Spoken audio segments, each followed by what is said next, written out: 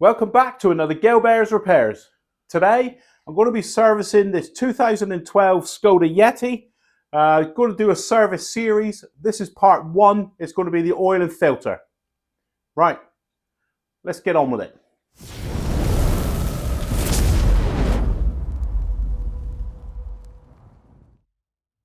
The first job is to get the belly pan off underneath the front of the car.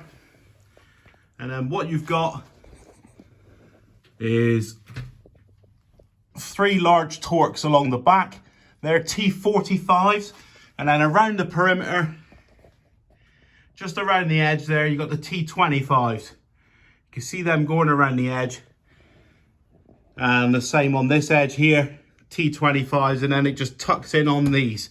So you just you slide the panel back once you've undone them. Right, so we'll get that off, and then I'll show you where the oil drain plug is. So we're now going to go upstairs and we're going to do the same. We're going to go upstairs and we're going to go up. We're going to go up. Oh God. Start again. Right, so the first job we're going to do, we've removed the belly pan. We're going to undo the sump plug. He is a 19mm spanner. Get the ring on him, give him a clout, just crack him off. So all we're doing is make sure that he undoes. We're doing back up, we just snug him up. Now we're going to go do the same upstairs on the oil filter housing. We're just going to crack it off and see whether it does undo. Then we'll come and drain the oil. We've checked the drain plug down below that it does operate, that we can undo it and do it back up. Now we'll come up here and do the same with the oil filter. We've got to remove this plastic beauty cover. Get rid of that. Now she's not so beautiful. And we've got to get to the oil filter housing. So we need a T30 Torx bit. We've got to remove this bracket. We'll undo that one. And he's just your standard T30 Torx head machine screw. So then we remove that out of the way, just pull it out of the way, and it exposes our oil filter housing. I'll get some better lighting and we'll be able to see. So there's our filter housing. It's a plastic case. You've got to get the right size. If you haven't got the right size socket, then you're going to strip the plastic. So this is a 32mm socket going on there. All we're doing, we just want to make sure that it comes up, it cracks off. So there we go. So we know it's good. So we can do that back up. And then we'll go downstairs and drain the oil out. The oil filter housing cracked off up top. So we can now come back down. And we're just going to drain the oil. Get your washing up bowl or whatever you've got. Get ready. Here comes the money shot.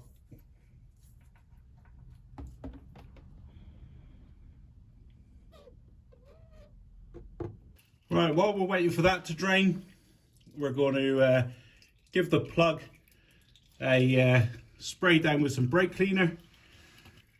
There was no metal deposits on there from engine wear, so we're just giving it a squirt down, giving it a clean, ready to go back in. That's all we're doing.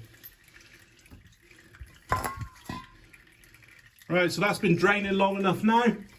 We'll stick the plug in. Technically, you should renew that crush washer. I'm not renewing it. I didn't buy one. So the old one's going back in, but that's not technically how you should do this. You should replace the crush washer. There we go.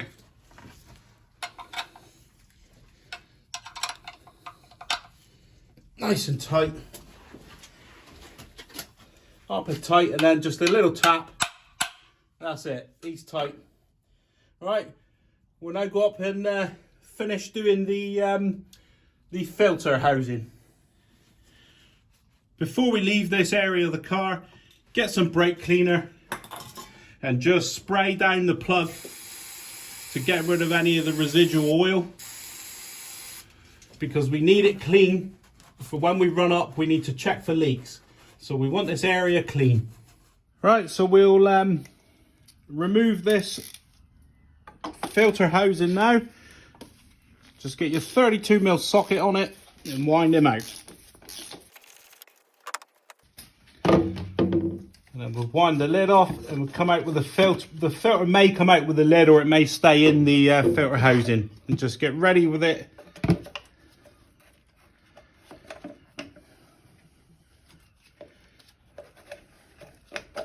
Jiggle him out, straight in the bucket. Right, so the next thing we've got to do here is get the old filter off, change some O-rings and give the filter housing a good clean up to get rid of any debris or dirt, because we don't want any of that going in the engine. I'll bring you in closer and we'll have a little look at it. Right, so the first thing we've got to do is remove the old filter cartridge. We just pull him that way and he'll just pop off, maybe stuck on there. So he goes on there and that's our actual filter cartridge. So the next thing that we've got to look at is there's an O-ring here and there's two O-rings here. I'll see what it comes with the new filter. I don't know whether it comes with those two or not, but it definitely should come with that. This is your dirty bit. You need gloves. Don't get this on your hands. So here's the filter I'm using. Look, if you want the part number, and we'll open him up. He does come with the two little O-rings and the larger one for the filter housing. And there's our filter element. So initially we're just going to give this all a wipe down just to get rid of all the residual oil so it's cleaner for us to work with. We'll clean the housing down the outside of it. It's good practice to clean it all away, all the dirt. Right, so we're all clean now. It's quite a thorough job I've done there. Give it a clean with some brake cleaner as well. So we've got there's two O-rings there. Let's get it in focus. So there's a smaller one around there. You can see them spinning, and a larger one there. So we've got to hook those off, and we've got the replacements. And then there's a big O-ring there. So we'll just hook these out to start with. This is the larger diameter one.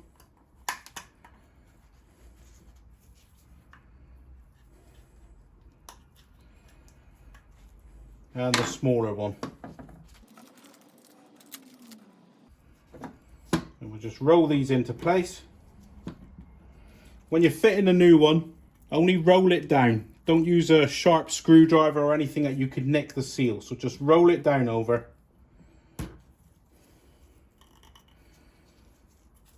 And the same again with the small one. Yeah, so there's no need to use a screwdriver or anything. Just roll them down over. Make sure that they're evenly laid in there. They're not rolled or gathered or anything. The next thing is this seal here. Let's get the light. So it's that seal there. So we'll hook him out and we'll get him off. The important thing to note with this, you would think that the O-ring would go right up in the end there. That's what I would think, but he doesn't. He goes in that flat track there, the wider one. So that's where the O-ring seats. So we just get him down. Same again, we roll him. We don't use any screwdrivers or anything because we don't want to damage the seal. Get him down and around. There. We'll get a bit of new engine oil. We'll get a bit of oil and we'll just put it around here so that when we're screwing it into the housing, it doesn't pick up. It does actually go in and doesn't foul. So that's that done. We get the new filter. There's two ends to this. So if you look at this, the old and the new, and then the other end has got that plastic. There's a little plastic ring in there, you can see it. The other end hasn't. So that end goes on first. So the end without it goes in first. It just slides in. up through, and then you click him in. There, you just hear him click. I'll do him again. Oh no, he's clicked in. I'm going to leave him on there. So that's it. We just fit that into the housing now. Remembering to smear a bit of oil around there and around those seals. Before we fit the filter back, we'll just give it a wipe around in here and make sure that we've got nothing that's going to prevent it seating nicely. So that's good. Any spillages will wipe away. Right, so you can see there, I've lubricated the seal there and I've lubricated the seals there. So we'll just feed him down in.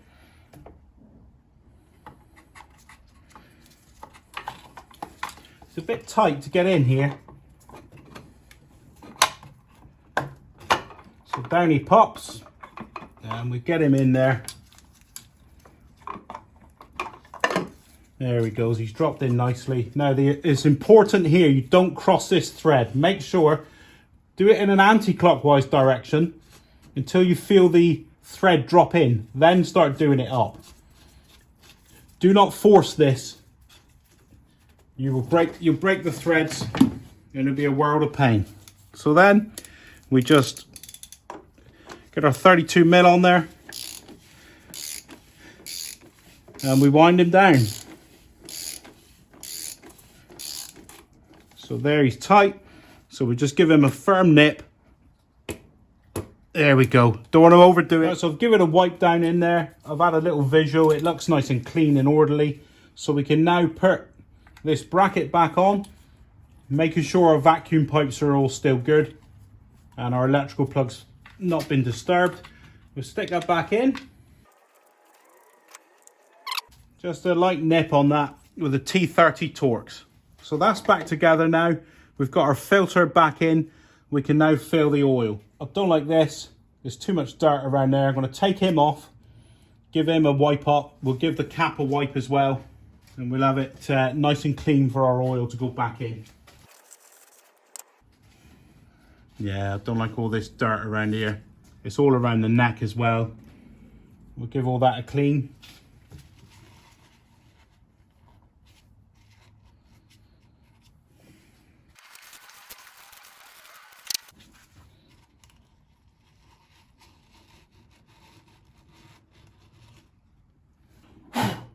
That's better. I'm happier with that. We can now stick some oil in it. So here's the oil I'm using. 530 fully synthetic. So a nice drip, nice little drink for this engine. I'm going to start off with about 4.5 litres and see how we go. Right, so here's the first 2 litres. Oh, didn't spill any. Well done.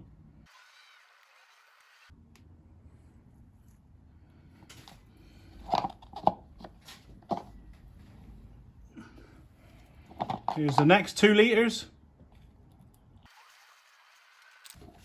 And I think we'll chuck in another half. We'll see what happens. We'll go for 4.5.